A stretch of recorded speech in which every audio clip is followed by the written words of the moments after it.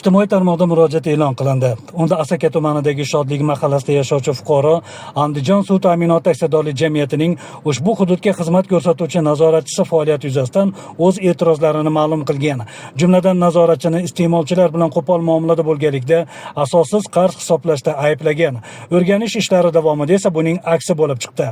Aslida nazoratchi o'zining xizmat vazifasini bajarib, iste'molchilardan ichimlik suviga aloqador hujjatlarni talab qilgan. Biroq fuqaro bunga qarshilik ko'rsatgan. Buning sababi bor ekan.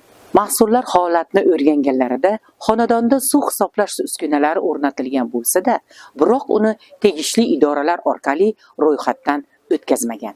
O'rganish ishlari natijasida oydinlashdiki, Andijon suv ta'minoti aksiyadorlik jamiyatining tumandagi filiali nazoratchisi fuqaroga suv hisoblash uskunasini qayd etirish uchun tegishli idoralarga murojaat qilishlari yuzasidan ogohlantirgan.